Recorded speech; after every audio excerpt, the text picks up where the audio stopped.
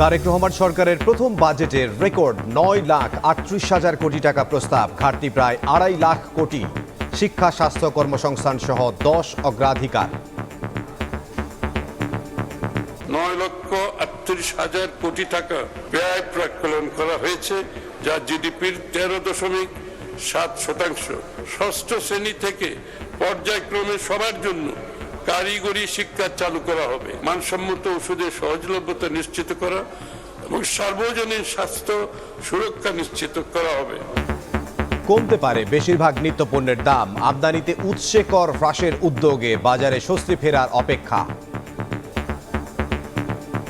নিত্য প্রয়োজনীয় জিনিসপত্রের দামগুলো যেন আরও কীভাবে সহনশীল করা যায়। গভর্নমেন্ট যদি ভালো কিছু করতে চায়, টেকসই কিছু করতে চায়, তো অবশ্যই মুদ্রাস্ফীতির লাগাম টানতে হবে। কৃষক যেন স্বস্তিতে থাকে, তাহলে দেশ স্বস্তিতে থাকবে। এই বাজেট মানুষের কথা বলবে, গণমানুষের কথা বলবে। দেখছিলেন প্রধান শিরোনাম। সন্ধ্যার সময় সঙ্গে আছি আমি ইমদাদুল হক। এবার অন্যান্য শীর্ষ সংবাদ। করমুক্ত আয়সীমা 25,000 বেড়ে 4.25 লাখ টাকা। সারা বছর দেওয়া যাবে রিটার্ন। অর্থ বছরের প্রথম প্রান্তিকে জমা দিলে মিলবে 5% কর ছাড়।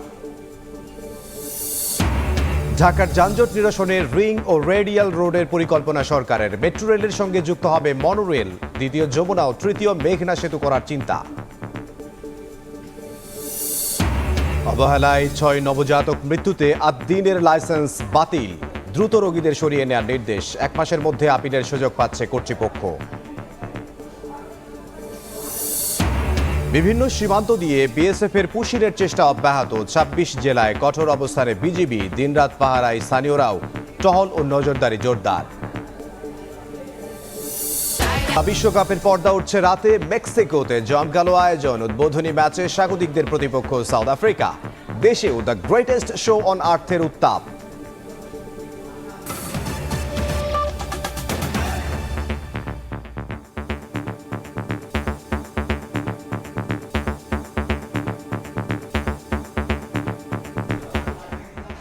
শুরুতেই বাজেটের খবর।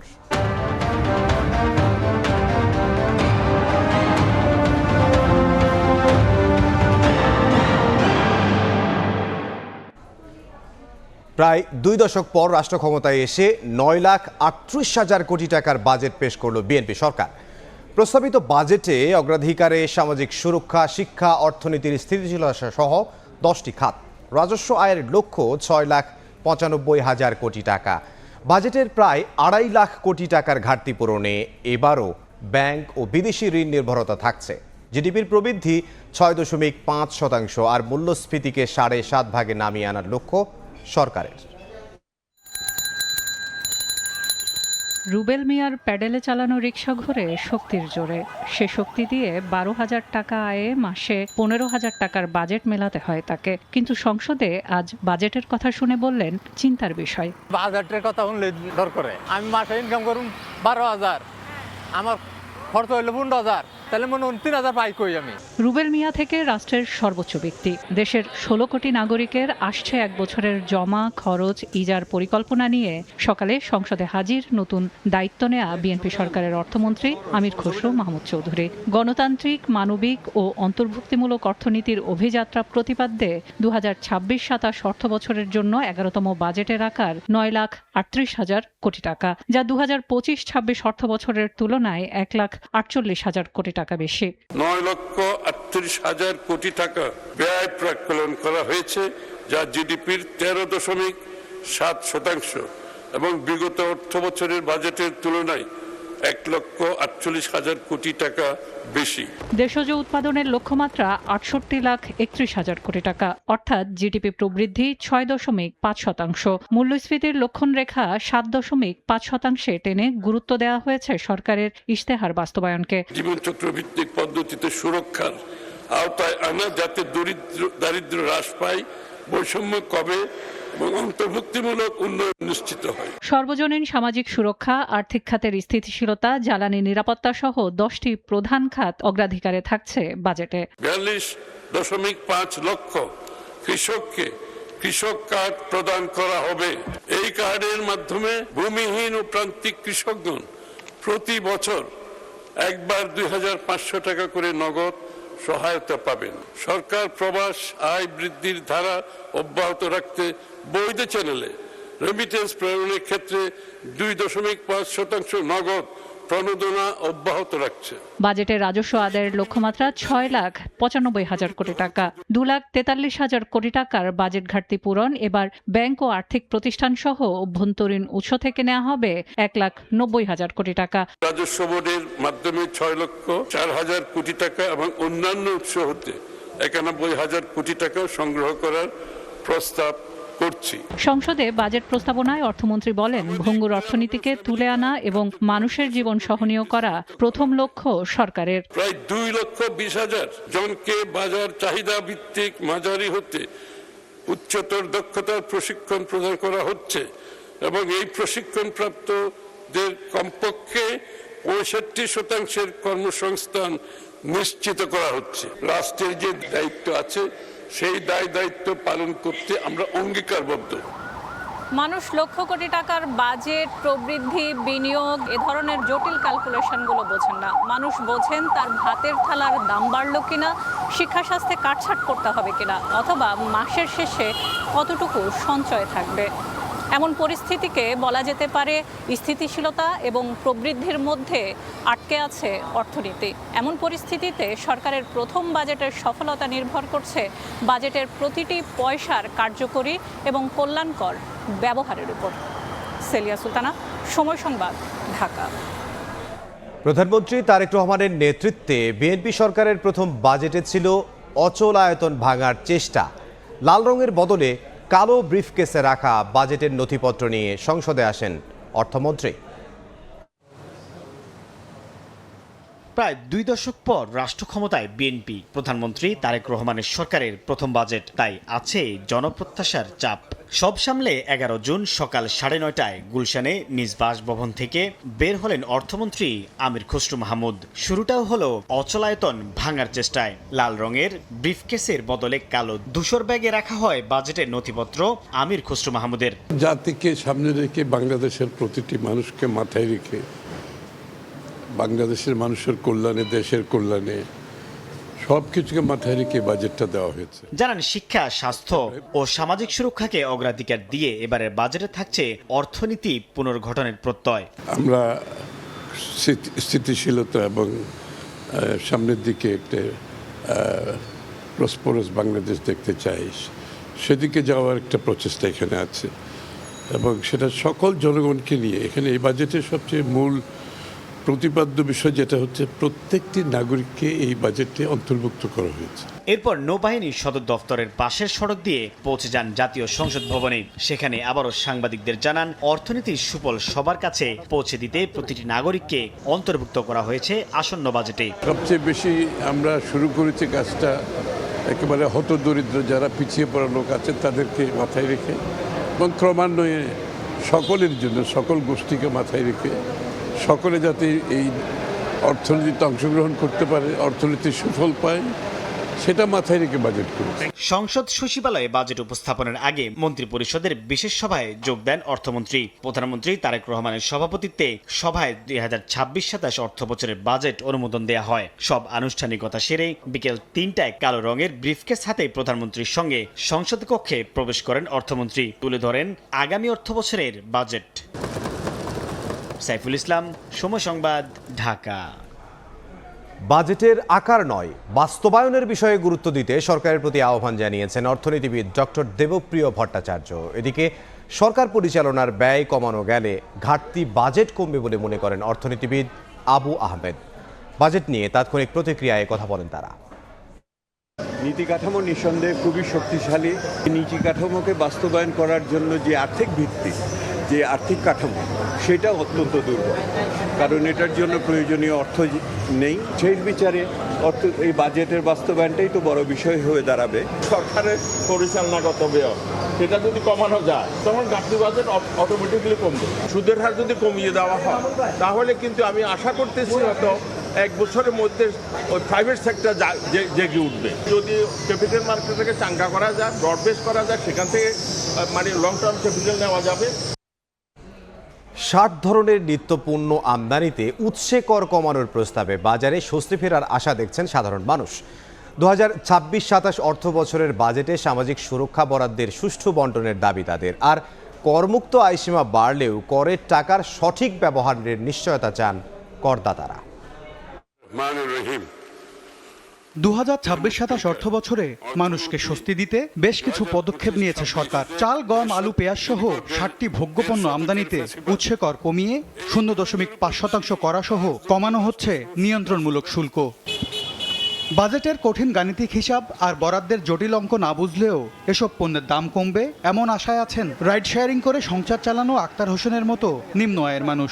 আমাদের ইনকাম অনুযায়ী মনে করেন জিনিসের দাম অনেক বেশি হয়ে যায়, যদি একটু কম থাকে তাহলে আমাদের জন্য একটু ভালো হয়। নিত্য প্রয়োজনীয় জিনিসপত্রের দামগুলো যেন আরও কীভাবে সহনশীল করা যায়, কীভাবে আরও যেন ভোক্তা পর্যায়ে জিনিসগুলো আরও কম মূল্যে আমাদের কাছে পৌঁছানো যায়। গভর্নমেন্ট যদি ভালো কিছু করতে চায়, টেকসই কিছু করতে চায়, তো অবশ্যই মুদ্রাস্ফীতির লাগাম টানতে হবে এক, আর দ্বিতীয়ত হচ্ছে সাধারণ মানুষের দিকে নজর দিতে হবে। সামাজিক সুরক্ষা খাতে 1,44,000 কোটি টাকার উল্লেখযোগ্য বরাদ্দের খবরে আশার আলো দেখছেন এক হাতে পান সিগারেটের দোকান সামলানো শান্তা বেগমও। মেম্বার চেয়ারম্যানের পছন্দের মানুষের, আমরা তো দিন শেষে কাজ করে খাইতো, যে টাকা অল্প টাকা আরো দেখা গেছে ঋণ ভুক্ত লাগে, দাঁড় করে চলার লাগে। নতুন অর্থ বছরে করমুক্ত আয়সীমা 25,000 টাকা বাড়িয়ে 3,75,000 টাকা করা হলেও করের টাকার সঠিক ব্যবহারের নিশ্চয়তা চান করদাতারা। যেভাবে আয়কর নেওয়া হচ্ছে সে অনুযায়ী কি এই দেশে ওইভাবে উন্নত হচ্ছে না। তো 70% যেহেতু আমরা এরকম মিডল ক্লাস অথবা তো ওই ক্ষেত্রে আই গেস কর এবং বাজেট টানে সরকারের ভালো মতো একটু চিন্তা করা। মূল্যস্ফীতির চাপে পিষ্ট সাধারণ মানুষকে স্বস্তি দিতে এবারের বাজেটে ফ্যামিলি ও কৃষক কার্ডের বাস্তবায়ন শুরু হচ্ছে, পাশাপাশি ওএমএস এর আওতা আরও বাড়ানো হচ্ছে। এমএস আরিফিন, সময় সংবাদ, ঢাকা। এবারের বাজেটে করমুক্ত আয়সীমা 25,000 টাকা বাড়িয়ে 4.25 লাখ টাকা করা হয়েছে। সারা বছর দেয়া যাবে রিটার্ন, তবে অর্থ বছরের প্রথম প্রান্তিকে জমা দিলে মিলবে 5% কর ছাড়। এছাড়া গেজেটভুক্ত মুক্তিযোদ্ধাদের বর্তমান 5 লাখ টাকার করমুক্ত আয়সীমা পরবর্তী 5 বছরে করা হয়েছে 6 লাখ টাকা। জুলাই যোদ্ধারাও যুক্ত হচ্ছেন এ তালিকায়।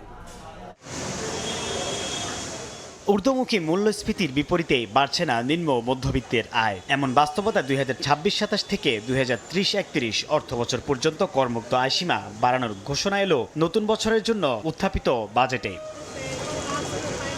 বর্তমানে 3,50,000 টাকার করমুক্ত আয়সীমা বিদ্যমান, যা 2026-27 অর্থ বছরে 25,000 টাকা বাড়িয়ে 3,75,000 টাকা করার পরিকল্পনা সরকারের। যদিও সাধারণের প্রত্যাশা আরও বেশি। ট্যাক্স যেটা বাড়ানো মানে অ্যামাউন্টও বাড়ানো, অর্থাৎ আগে তো 3.5 লাখ থেকে এটা আরও কমসে কম 10 লাখে নিয়ে যাওয়া উচিত। দ্রব্যমূল্য অনেক বেড়ে গেছে, মানুষের জীবনযাত্রার মান অনেক বেড়ে গেছে। ঢাকা শহরের থেকে এই ইনকাম ট্যাক্স দেওয়া অনেক কঠিন একটা ব্যাপার। নারী ও 65 বছরের বেশি বয়সের জন্য বর্তমান 4 লাখ টাকার করমুক্ত আয়সীমা ধাপে ধাপে বাড়িয়ে 2030-31 অর্থ বছরে হবে 5 লাখ টাকা। প্রতিবন্ধী করদাতাদের জন্য বর্তমান 5 লাখ টাকার করমুক্ত আয়সীমা 2030-31 অর্থ বছরে হবে 5,75,000 টাকা।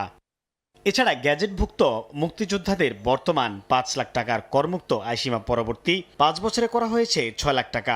অর্থনীতিবিদদের দাবি, উচ্চ মূল্যস্ফীতিতে আয় কমার পাশাপাশি বেড়েছে ব্যয়, তাই করমুক্ত আয়সীমার পরিধি বাড়ানো প্রয়োজন। মানুষের কিন্তু প্রকৃত ক্রয় ক্ষমতা অনেক কম পেয়েছে, কাজে সেখানে যদি একটু ট্যাক্স রিলিফ দেওয়া যায়, এই কর সীমাটাকে একটু উপরে উঠিয়ে, আমি বলবো যে উজ্জ্বল। এটার সঙ্গে এটাও মনে রাখতে হবে যে আমরা কি চাই, আমাদের অবজেক্টিভ হওয়া উচিত আগে বেশি লোককে কর জালের মধ্যে নিয়ে আসা, কাজে সরকার একটা ইনসেন্টিভ দিতে পারে। সংসদে চলমান বাজেট অধিবেশনে অর্থমন্ত্রী জানান, কর জিডিপি অনুপাত বৃদ্ধি, রাজস্ব ব্যবস্থাপনাকে ঢেলে সাজানো সহ অটোমেশনের আওতায় আসছে কর ব্যবস্থা। এ সময় অর্থমন্ত্রী আরো জানান, বছরের প্রথম প্রান্তিকে রিটার্ন জমা দিলে পরিশোধিত করের 5% অথবা সর্বোচ্চ 25,000 টাকা পর্যন্ত কর ছাড় পাওয়া যাবে। কর বর্ষ 2026-27 এবং 27-28 3,75,000 টাকা, 28-29, 29-30 4 লক্ষ টাকা, 30-31 4,50,000। এগুলো বাড়িয়ে দেওয়া হয়েছে ভবিষ্যতের ইনফ্লেশন ইত্যাদির চেষ্টা করে। আর প্রথমবারের মতো এই তালিকায় যুক্ত হচ্ছেন গ্যাজেটভুক্ত জুলাই যোদ্ধারা। উচ্চমূল্যস্ফীতির কারণে নিত্যপণ্যের দাম বেড়েই চলছে। এর মধ্যে 2026-27 অর্থ বছরে করমুক্ত আয়সীমা কিছুটা বাড়ানোর ফলে সাধারণ মানুষের মনে মিলছে স্বস্তি। তবে তাদের প্রত্যাশা, নতুন নতুন কর্মসংস্থান তৈরির পাশাপাশি বাড়াতে হবে আয়ের পথ। সাইফুল ইসলাম, সময় সংবাদ, ঢাকা। সময়ের সাথে সাথে দেখা দেয় নিত্য নতুন প্রয়োজন। রেডি থাকতে হয় প্রতি মুহূর্ত। তাই এলো ইনোভার, যেন আপনি লাইফে থাকেন রেডি প্রতিদিন। Innova, designed for now. নতুন সরকারের প্রথম বাজেটে বিশেষ গুরুত্ব পেল শিক্ষা ও স্বাস্থ্য খাত। সর্বোচ্চ বরাদ্দের প্রস্তাব করা হয়েছে শিক্ষায়।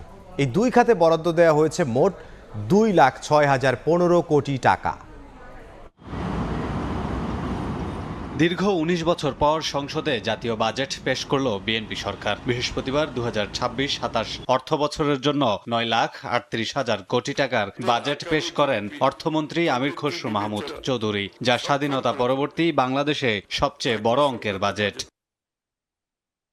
মূল্যস্ফীতির চাপের মধ্যে মানুষকে স্বস্তি দিতে এবার একগুচ্ছ পরিকল্পনা নিয়েছে সরকার। শুধু তাই নয়, বিশেষ গুরুত্ব দেওয়া হয়েছে শিক্ষা ও স্বাস্থ্য খাতেও। দুই খাত মিলে বরাদ্দ দেওয়া হয়েছে 2,06,015 কোটি টাকা। এর মধ্যে সর্বোচ্চ বরাদ্দ শিক্ষায়, যার পরিমাণ 1,36,606 কোটি টাকা, যা গত অর্থবছরের তুলনায় 49,400 কোটি টাকা বেশি। একটি দক্ষতা ভিত্তিক অর্থনীতিতে রূপান্তর করতে ষষ্ঠ শ্রেণী থেকে পর্যায়ক্রমে সবার জন্য কারিগরি শিক্ষা চালু করা হবে। উচ্চশিক্ষায় গমনিচ্ছুদের 10 লক্ষ টাকা পর্যন্ত ঋণ সুবিধা প্রদান করছে। মেয়েদের জন্য বিনামূল্যে স্নাতক পর্যন্ত শিক্ষা সম্প্রসারণ করা হয়েছে। নির্ভর শিক্ষা ব্যবস্থা নিশ্চিত কল্পে ওয়ান টিচার ওয়ান ট্যাব কর্মসূচি, মাল্টিমিডিয়া ক্লাসরুম স্থাপন, বিনামূল্যে ওয়াইফাই সুবিধা সম্প্রসারণ করা হবে। অন্যদিকে ২০২৫-২৬ অর্থ বছরের তুলনায় বরাদ্দ বেড়েছে স্বাস্থ্য খাতেও। নতুন অর্থ বছরে এ খাতের জন্য ৬৯,৪০৯ কোটি টাকা বরাদ্দের প্রস্তাব করা হয়েছে, যা আগের অর্থ বছরে ছিল ৩৫,৪৭৭ কোটি টাকা। বিপুল সংখ্যক রোগী বিদেশমুখী হওয়ায় মূল্যবান বৈদেশিক মুদ্রা দেশ থেকে বেরিয়ে যাচ্ছে। স্বাস্থ্য সুরক্ষার আওতায় প্রত্যেক নাগরিককে ন্যাশনাল হেলথ সিস্টেমের আওতায় আধুনিক হেলথ কার্ড প্রদান করা হবে। রোগী পরিবহনের দুর্দশা লাঘবের জন্য জাতীয় অ্যাম্বুলেন্স পুল ও জরুরি সেবা নেটওয়ার্ক গঠন করা হবে। নতুন করে 1 লক্ষ স্বাস্থ্যকর্মী নিয়োগের কার্যক্রম শুরু হয়েছে, যার 80% হবে নারী। সর্বস্তরে শিক্ষার প্রসার ঘটিয়ে জ্ঞানভিত্তিক সমাজ গঠনে জোর দেয়া হচ্ছে প্রস্তাবিত বাজেটে। একই সঙ্গে সর্বজনীন উন্নত ও দায়িত্বশীল স্বাস্থ্যসেবার নেটওয়ার্ক গড়ে তোলার ক্ষেত্রেও বিশেষ নজর দিচ্ছেন নীতি নির্ধারকরা। বরাদ্দের অর্থ সুষম বন্টন ও স্বচ্ছতার সাথে ব্যবহার করার উপর নির্ভর করবে আর্থিক নীতি প্রণয়নের সফলতা। করা হয়েছে। কামরুল হাসান, সময় সংবাদ, ঢাকা। ২০২৬-২৭ অর্থ বছরের বাজেটের রেকর্ড বরাদ্দ বেড়েছে সামাজিক সুরক্ষা খাতে। গেল বছরের তুলনায় প্রায় ৩০,০০০ কোটি টাকা বাড়িয়ে এবছর বরাদ্দ দেওয়া হয়েছে 1,44,338 কোটি টাকা। ফ্যামিলি কার্ড প্রকল্পের আওতায় ৪১ লাখ নারীর জন্য বরাদ্দ ১৪,৫০০ কোটি টাকা, আর ১০০ টাকা করে বাড়ছে প্রতিবন্ধী ভাতা। ৬৫ বছরের বেশি বয়সীদের জন্য ট্রেনে ভ্রমণ ফ্রি করছে সরকার। নতুন সরকার, নতুন বাজেট, সামাজিক সুরক্ষা খাতে রেকর্ড বরাদ্দ। ২০২৬-২০২৭ অর্থ বছরের দেশের দরিদ্র, নিম্ন আয়ের ও সুবিধা বঞ্চিত মানুষকে সামাজিক সুরক্ষা বেষ্টনীর আওতায় আনতে প্রায় ৩০,০০০ কোটি টাকা বাড়ল সামাজিক সুরক্ষা খাতের বরাদ্দ। ২০২৬-২৭ অর্থ বছরের জন্য এ খাতে দেওয়া হয়েছে ১,৪৪,৩৩৮ কোটি টাকা। সামাজিক নিরাপত্তা খাতে ২৬-২৭ অর্থ বছরে ১,৪৪,৩৩৮ কোটি টাকা বরাদ্দের প্রস্তাব করছে। বিএনপির নির্বাচনী অঙ্গীকার অনুযায়ী ফ্যামিলি কার্ড সহ এ খাতের আওতায় আসছে নতুন কয়েকটি কর্মসূচি। ২০২৬-২৭ অর্থ বছরে সামাজিক সুরক্ষা খাতের আওতায় ৪১ লাখ নারীকে দেয়া হবে ফ্যামিলি কার্ড। ফ্যামিলি কার্ডের জন্য বরাদ্দ থাকছে ১৪,৫০০ কোটি টাকা। মাসিক ভাতার পরিমাণ হবে ২,৫০০ টাকা। সামাজিক সুরক্ষা ও নারীর অর্থনৈতিক ক্ষমতায়ন নিশ্চিত কল্পে আমাদের সরকারের সিগনেচার প্রোগ্রাম ফ্যামিলি কার্ড কর্মসূচি, এর মাধ্যমে পরিবারের প্রধান নারী ব্যক্তি মাসে ২,৫০০ টাকা করে ভাতা পাবেন। এদিকে ১০০ টাকা বেড়ে প্রতিবন্ধী ভাতার পরিমাণ হচ্ছে ১,০০০ টাকা। ৫০ টাকা করে বাড়ছে বয়স্ক ও বিধবা ভাতার পরিমাণ। অপরিবর্তিত থাকছে মা ও শিশু সহায়তা ভাতা। 65 বছরের বেশি বয়সীদের জন্য ট্রেনে ভ্রমণ ফ্রি করছে সরকার। মেট্রো রেল ভাড়ায় ছাড় দেওয়া হবে 25%। বরাবরের মতোই সবচেয়ে বড় অংশ বরাদ্দ থাকছে সরকারি চাকরিজীবীদের অবসর ভাতার জন্য। তাই সরকারের রেকর্ড পরিমাণ বরাদ্দ বাড়ানোকে ইতিবাচক হিসেবে দেখলেও সুষম বণ্টনের তাগিদ বিশেষজ্ঞদের। সামাজিক সুরক্ষা খাতে অনেকগুলো যে 95টি প্রোগ্রাম আছে, আবার নতুন নতুন যে কর্মসূচিগুলো সরকার নিতে যাচ্ছে, এইগুলো যাতে কোনো ওভারল্যাপিং না হয়, কারণ সরকারের আর্থিক বিষয়টাও দেখতে হবে। সামাজিক বৈষম্য হ্রাস এবং জীবনযাত্রার মান উন্নয়ন বিবেচনায় রেখে ভাতার পরিমাণ আরও বাড়ানোর পরামর্শ বিশেষজ্ঞের। জিনাতারা যশোয়া, সময় সংবাদ, ঢাকা। বাজেটে যোগাযোগ পরিবহন খাতেও গত বছরের তুলনায় বেড়েছে বরাদ্দ। ঢাকার যানজট নিরসনে রিং ও রেডিয়াল রোডের পরিকল্পনা রয়েছে সরকারের। মেট্রো রেলের পাশাপাশি যুক্ত হবে মনোরেল। দ্বিতীয় যমুনা ও তৃতীয় মেঘনা সেতু করার চিন্তা করছে সরকার। নতুন সরকার, নতুন অর্থবছর, নতুন বাজেট। সব নতুনত্বের মধ্যেও বাজেটে থাকছে বেশ কিছু নতুন জিনিস। পরিবহন ব্যবস্থার দক্ষতা বৃদ্ধির এবার যোগাযোগ অবকাঠামোতে নতুন প্রত্যাশার সমীকরণে এসেছে নতুন বেশ কিছু পরিকল্পনা। সব মিলিয়ে যোগাযোগ পরিবহন খাতে বরাদ্দ রাখা হয়েছে ৬২,৮৭২ কোটি টাকা। সড়ক নিরাপত্তা জোরদারের জন্য আসছে অর্থবছরে ৯৪টি উন্নয়ন প্রকল্প বাস্তবায়ন করতে চায় সরকার। ইলেকট্রনিক টোল ও স্মার্ট ট্রাফিক ব্যবস্থা করা হবে। ঢাকার যানজট নিরসনে রিং রোড ও রেডিয়াল রোড নির্মাণের পরিকল্পনাও আছে। ৬টি মেট্রো রেলের সঙ্গে যুক্ত হবে মনোরেল নেটওয়ার্ক। পুরানো বাসের বদলে পর্যায়ক্রমে ইলেকট্রিক বাসে প্রতিস্থাপন হবে। দ্বিতীয় যমুনা সেতু, তৃতীয় মেঘনা সেতু ও ঢাকা চট্টগ্রাম এলিভেটেড এক্সপ্রেসওয়ে নির্মাণের পরিকল্পনা গ্রহণ করেছেও সরকার। প্রায় ৩,০০০ কিলোমিটার জাতীয় এক্সপ্রেসওয়ে গ্রিড গড়ে তুলতে সম্ভাব্য করিডোর চিহ্নিত করুন। রেল যোগাযোগে আছে ভিন্ন পরিকল্পনা। সকল জেলা ও বন্দরে রেল সংযোগ সম্প্রসারণ করা হবে। ডুয়েল গেজ লাইন নির্মাণ করা হবে। সিগন্যালে থাকবে আধুনিক ব্যবস্থা। যুক্ত করা হবে উচ্চ গতিসম্পন্ন ট্রেন। রেলপথকে অধিক কার্যকর, প্রযুক্তি নির্ভর করে তোলার জন্য বিভিন্ন পদক্ষেপ গ্রহণ করা হয়েছে। এবার দৃষ্টি দেয়া যাক নৌখাতে। নৌবন্দর ও লঞ্চ ঘাটের আধুনিকায়নের উদ্যোগ নেওয়া হবে আগামী অর্থ বছরে। মাতারবাড়িতে গভীর সমুদ্রবন্দর বাস্তবায়নের মাধ্যমে আন্তর্জাতিক বাণিজ্য ও ট্রান্সশিপমেন্ট সক্ষমতা বাড়ানো হবে। উন্নয়ন করা হবে মোংলা বন্দরও। নৌপথের ড্রেজিং ও খনন করে সচল রাখার পরিকল্পনা সরকারের। নদী বন্দর ও লঞ্চ ঘাট আধুনিকায়ন, মাতারবাড়ি গভীর সমুদ্র বন্দর বাস্তবায়নের মাধ্যমে আন্তর্জাতিক বাণিজ্য ও ট্রান্সশিপমেন্ট সক্ষমতা বৃদ্ধি। আকাশপথে অনেকটা আকাশ ছোঁয়ার স্বপ্ন অর্থমন্ত্রীর বাজেট বক্তব্যে। ২০৩৪ সালের মধ্যে বাংলাদেশকে গড়ে তোলা হবে দক্ষিণ ও দক্ষিণ পূর্ব এশিয়ার অন্যতম হাব। শিগগিরই চালু হবে শাহজালাল আন্তর্জাতিক বিমানবন্দরের তৃতীয় টার্মিনাল। কক্সবাজার, যশোর, রাজশাহী ও সৈয়দপুরকে আন্তর্জাতিক গেটওয়ে হিসেবে গড়ে তোলা হবে। পাশাপাশি যাত্রী সেবা ও কার্গো হ্যান্ডেলিং উন্নয়ন করা হবে। বাংলাদেশকে আঞ্চলিক এভিয়েশন হাবে রূপান্তর ও আন্তর্জাতিক যোগাযোগ ও বাণিজ্য সম্প্রসারণের লক্ষ্যে বেসামরিক বিমান চলাচল খাতে সমন্বিত উন্নয়ন কার্যক্রম বাস্তবায়ন করা হচ্ছে। এসব স্বল্প ও দীর্ঘমেয়াদী পরিকল্পনা বাস্তবায়নে আসছে অর্থ বছরে সড়কে ৩৬,৯১৭ কোটি, রেলপথে ৯,৯৪১ কোটি, নৌ পরিবহনে ৯,০৮১ কোটি এবং বিমান যোগাযোগে ১,৮৮৪ কোটি টাকা ব্যয় করবে সরকার। সানবীর রূপল, সময় সংবাদ, ঢাকা। এবার ফিফা বিশ্বকাপের খবর।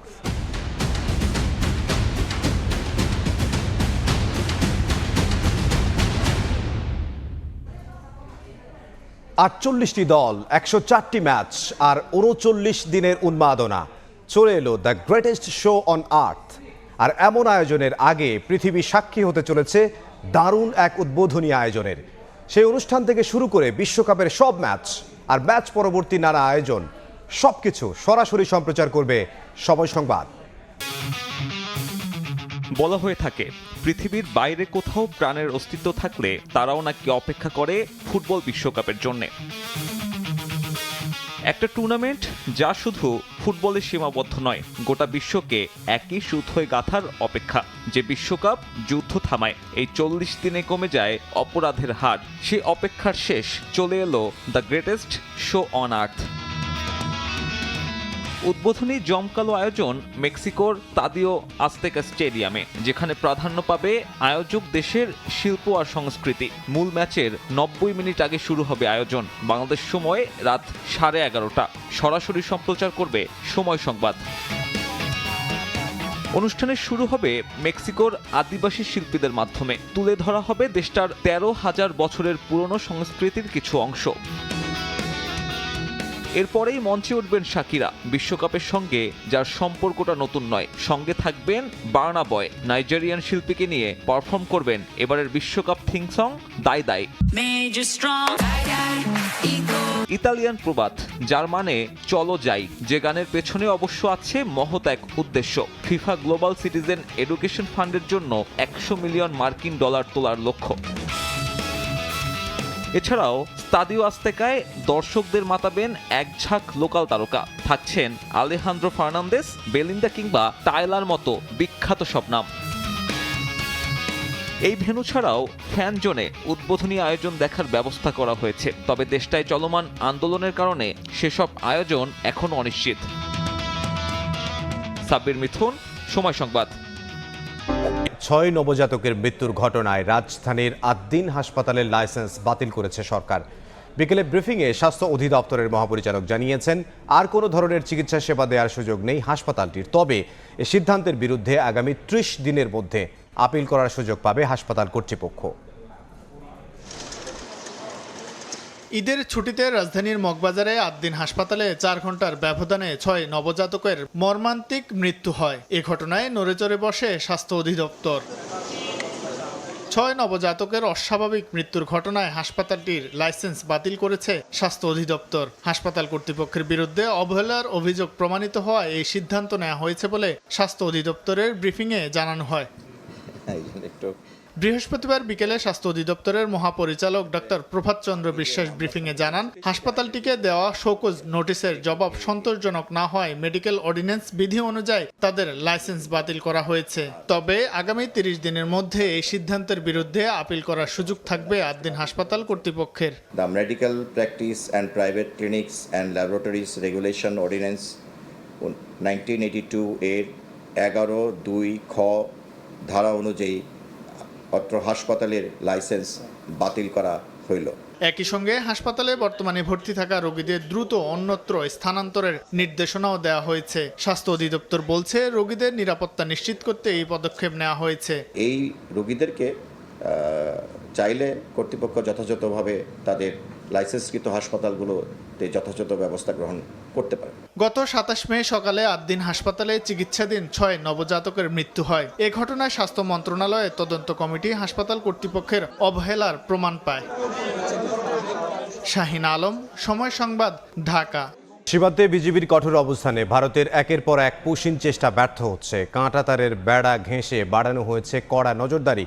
দিনরাত চলছে মাইকিং। অনুপ্রবেশ ঠেকাতে সতর্ক পাহারায় আছেন স্থানীয়রাও।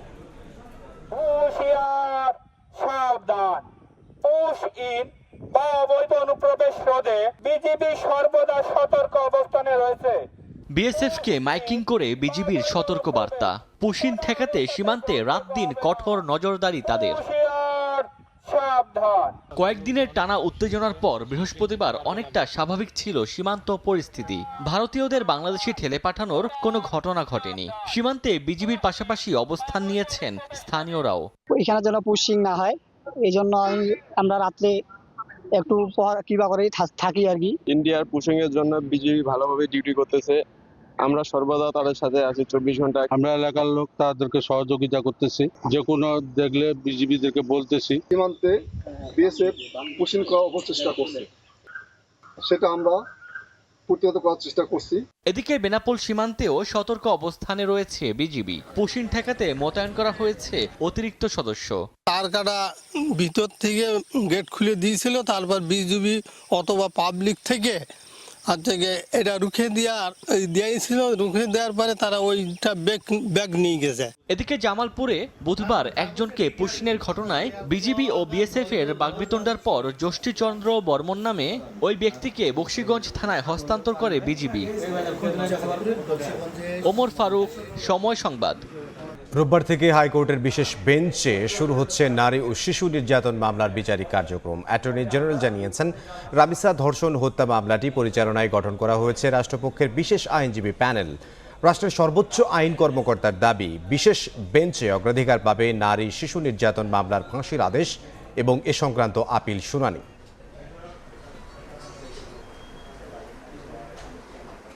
দেখছেন সন্ধ্যার সময়। আজ রাতেই ইরানের উপর কঠোর আঘাত হানা হবে বলে হুঁশিয়ারি দিয়েছে যুক্তরাষ্ট্র। একই সঙ্গে খার্ক দ্বীপ সহ ইরানের গুরুত্বপূর্ণ জ্বালানি অবকাঠামোর নিয়ন্ত্রণে নেয়ার হুমকি দিয়েছেন ডোনাল্ড ট্রাম্প। এর আগে বুধবার রাতেও তেহরান হামলা চালায় ওয়াশিংটন। জবাবে কুয়েত, বাহরাইনে মার্কিন ঘাঁটিতে আঘাত এবং হরমুজে দুটি জাহাজে হামলার দাবি করেছে ইরান। একই সঙ্গে হরমুজ প্রণালী আবারও বন্ধের ঘোষণা দিয়েছে তেহরান।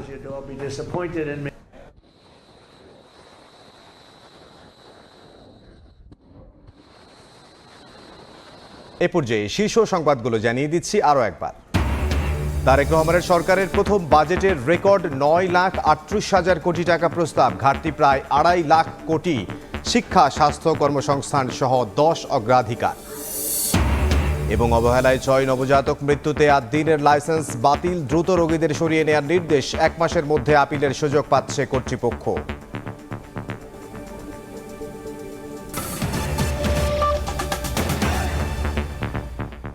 এই ছিল সন্ধ্যার সময়ে। এরপর জনপদের সময়ে সঙ্গে থাকবেন সহকর্মী গোলাম রাব্বি। ইমদাদ, আপনাকে ধন্যবাদ। জনপদের সময় নিয়ে আসছি কিছুক্ষণ পর, সঙ্গেই থাকুন সময়।